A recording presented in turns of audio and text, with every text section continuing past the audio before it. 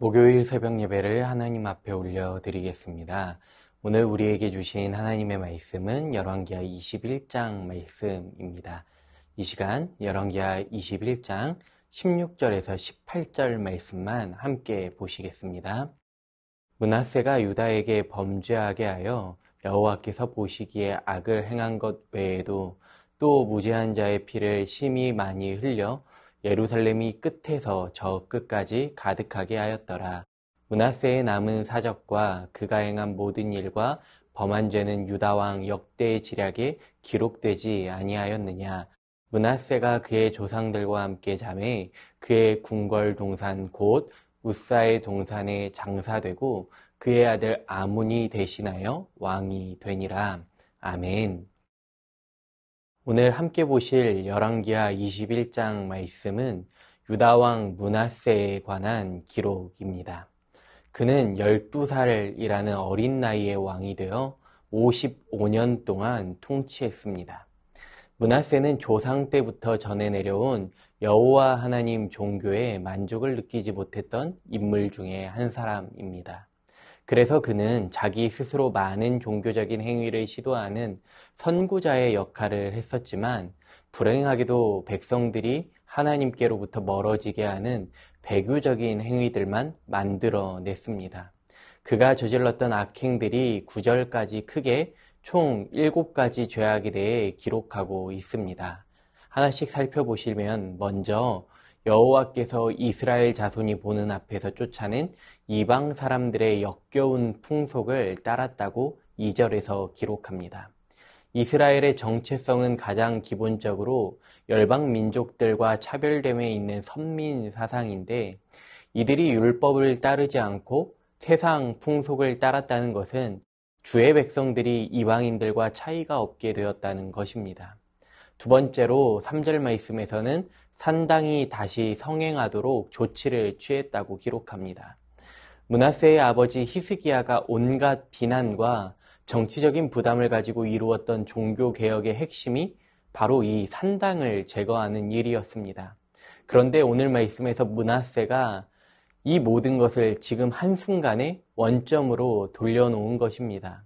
오직 예루살렘 성전에서만 예배를 드려야 하는 이 규정을 무시하고 산당을 권장했던 것은 명백하게 율법을 어기는 행위였습니다.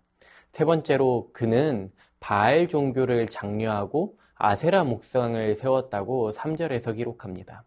여호와 종교를 배척하고 바알과 아세라 종교를 국교화했다는 것은 그가 아합과 전혀 다를 바가 없다는 뜻이기도 합니다. 네 번째로 또한 하늘의 별들을 숭배하고 섬겼음을 기록합니다. 고대 근동에서 별과 행성을 신으로 섬기는 것은 매우 흔한 일이었습니다. 특히 아수르에서 주로 행했던 일 중에 하나입니다. 므낫세 당시 아수르는 막대한 강대국이었고 또 므낫세 통치 기간 대체로 아수르에 충실한 종속자였습니다. 그러므로 므낫세가 이와 같이 별들을 숭배했다는 것은 그의 내면 가운데 아수르의 영향력이 잠재되어 있었던 것이죠. 다섯 번째로 이 우상들을 위해 여호와의 성전에서 제단을 세웠다고 4절과 5절과 7절에서 기록합니다. 또한 여섯 번째로 6절 말씀에서 그는 자기 아들을 불살라 바쳤음을 기록합니다. 여호와의 성전 안에 제단을 세우는 행위와 자기 아들을 불살라 바치는 행위 모두 그의 할아버지 아하스가 행했던 악행의 길이었습니다. 므낫세는 이방 신들만 섬기는 것이 아니라 하나님의 성전을 더럽혔고 온 나라를 우상을 숭배하는 악행으로 가득하게 했던 것입니다. 마지막 7번째는 점쟁이를 불러 점을 치게 하고 마술사를 시켜 마법을 부리게 하고 악령과 귀신을 불러내어 물어보는 행위를 했다고 6절에서 기록합니다. 이러한 행위는 레위기나 신명기에서 기록되었던 모세율법이 철저하게 금하는 것들입니다. 성경은 이러한 자들을 죽이거나 이스라엘에서 내쫓으라고 하는데 오히려 왕이 이러한 일을 권장하고 행했던 것이죠. 므낫세는 하나님이 싫어하시는 일들만 골라서 행했습니다. 가증스러운 가나안 사람들의 풍습을 따랐었고 바알과 아세라를 섬긴 것에서는 북왕국의 왕들 중 신앙적으로 가장 부패했던 아합을 닮았습니다. 또한 할아버지 아하스의 행위를 답습하여 자신의 아이를 번제로 바치는 행위를 했고 또 사울처럼 전쟁이를 찾아 다녔습니다. 그동안 오랜 시간 이스라엘에서 진행된 이 영적 부패의 모습들을 그는 그의 통치 기간에 모두 다 행했던 것입니다. 이러한 므낫세의 악행 가운데에 하나님께서는 더 이상 침묵하지 않으시고 하나님의 선지자들을 보내십니다. 이어지는 10절에서 16절 말씀에서 하나님께서 보내신 선지자들은 유다와 예루살렘에 큰 재앙이 임할 것을 선언했습니다. 오늘 본문 12절 말씀을 새번역 성경은 이렇게 말씀합니다. 주 이스라엘의 하나님이 말한다. 내가 예루살렘과 유다에 재앙을 보내겠다. 이 재앙의 소식을 듣는 사람은 누구나 가슴이 내려앉을 것이다. 얼마나 큰 재앙인지 이 소식을 듣는 사람은 누구나 가슴이 내려앉을 것이라고 말씀하고 계시는데 그 재앙이 바로 사마리아가 망하게 된 것과 동일한 방법으로 유다 역시도 전쟁을 통해 멸망할 것을 말씀하고 계십니다. 출애굽 때부터 지금까지 이스라엘은 여호와 하나님 앞에서 반역을 되풀이했습니다. 하나님의 선민으로서 늘 거룩함과 말씀을 따라 순종으로 살아가야 했음에도 불구하고 오히려 오늘 본문에서 므낫세의 통치 시대에는 돌이킬 수 없는 반역의 끝을 향해 달려가고 있었습니다. 오늘 본문 16절 말씀 다시 보시면 므낫세가 유다에게 범죄하게 하여 여호와께서 보시기에 악을 행한 것 외에도 또 무죄한 자의 피를 심히 많이 흘려 예루살렘이 끝에서 저 끝까지 가득하게 하였더라 라고 말씀합니다. 이스라엘은 우상들을 섬기는 죄만을 범한 것이 아니라 서로에게 불의와 부정을 행하는 죄로 인해 죄 없는 사람들이 피로 온 땅을 붉게 물들게 했습니다.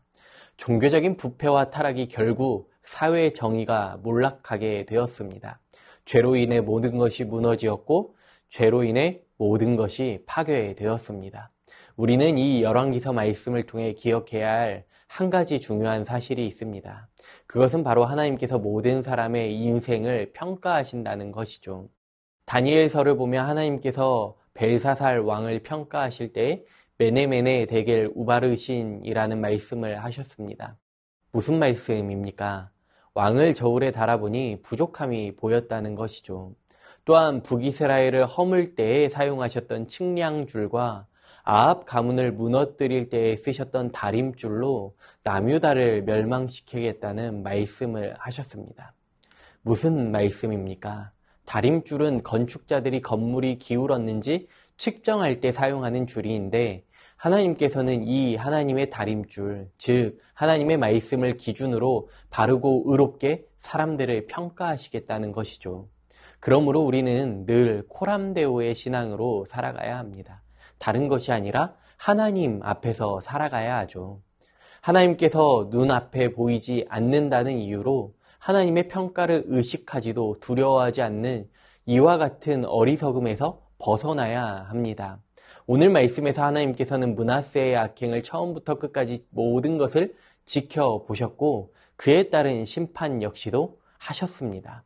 우리가 살 길은 하나님 앞에서 살아가는 길은 다른 것이 아니라 바로 이 코람데오의 신앙으로 살아가는 것입니다. 하나님 앞에서 무릎 꿇고 기도할 수 있어야 합니다. 하나님의 선하심과 인도하심을 날마다 구해야 합니다. 늘 두렵고 떨리는 마음으로 하나님 앞에 서 있어야 합니다. 우리가 이와 같이 하나님 앞에 서 있을 때에 하나님의 말씀을 따라 매일매일을 살아갈 때에 하나님께서 우리의 죄악을 징계하시는 것이 아니라 사랑과 긍휼의 은혜로 모든 것을 덮어주십니다. 예수 그리스도의 십자가 사랑을 그 은혜를 우리에게 허락해 주십니다. 우리의 머리카락까지도 다 세실 정도로 우리를 세밀하게 감찰하시며 우리를 세심하게 돌보시는 그 하나님을 기억하시기 바랍니다. 하나님께서 말씀하시는 삶의 원리들을 따라 우리의 삶 속에서 하나님께서 기뻐하시는 삶의 자리가 되기를 원합니다. 므낫세의 악행의 길을 벗어나서 주님께서 걸어가셨던 그 십자가의 길, 생명의 길, 의의 길을 우리가 함께 걸어가기를 간절히 소망합니다. 주신 말씀 기억하시면서 함께 기도하겠습니다. 날마다 하나님 앞에서 살아가는 정도의 길을 걷게 하여 주시옵소서. 삶의 걸음걸음마다 함께 하여 주시사 악행의 길은 돌이키게 하시고 오직 주님과 동행하는 걸음 되게 하여 주시옵소서. 하나님의 사랑과 은혜에 감사하고 삶 속에서 하나님께서 기뻐하시는 삶 살아가게 하여 주시옵소서. 주신 말씀 기억하며 기도하겠습니다.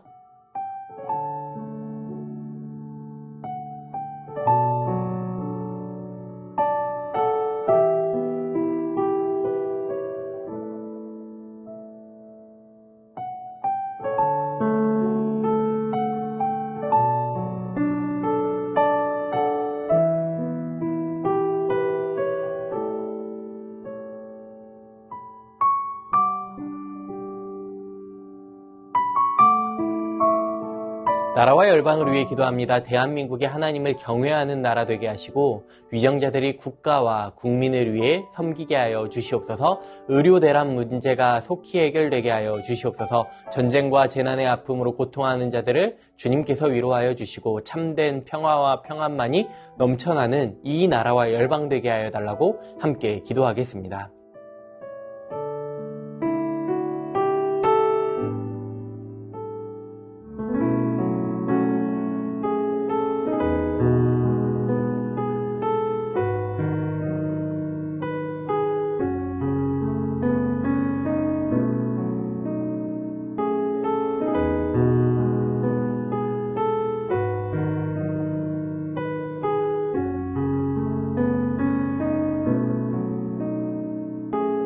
교회를 위해 기도합니다. 담임 목사님 성령 충만하게 하시고 세임과 능력과 지혜를 더하여 주시옵소서. 10월 13일과 20일에 진행되는 새생명 축제를 통해 복음이 흘러가게 하시고 태신자들의 마음의 문을 주님께서 열어 주시옵소서. 모교전도 토요전도로 섬기는 모든 성도님들에게 크신 은혜로 함께하여 주시사 귀한 섬김을 통하여서 복음의 열매가 아름답게 맺어지게 하여 주시옵소서. 이 시간 교회를 위해 함께 기도합니다.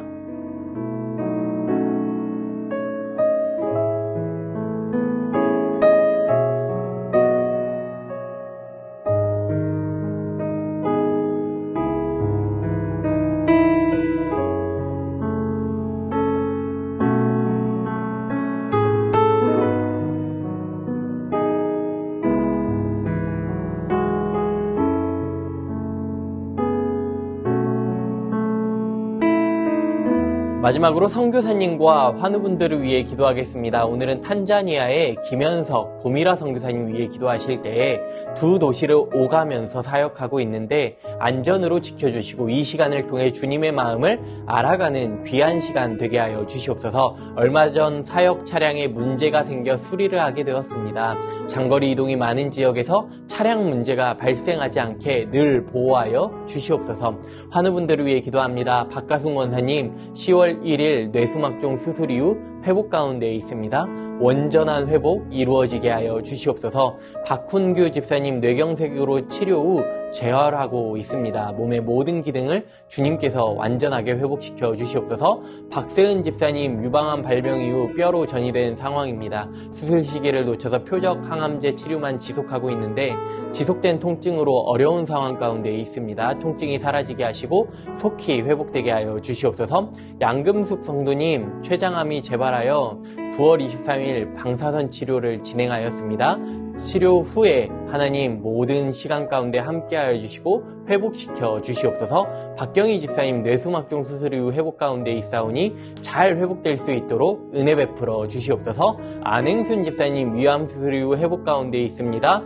다시는 재발하지 않도록 완치까지 인도하여 주시옵소서. 문금숙 권사님 림프암으로 4주에 한 번 이틀에 걸쳐 항암하고 계십니다. 깨끗하게 치료받고 회복되게 하여 주시옵소서. 정기섭 집사님 큰 사고 이후에 회복 가운데 있사오니 후유증 없이 잘 회복되게 하여 주시옵소서.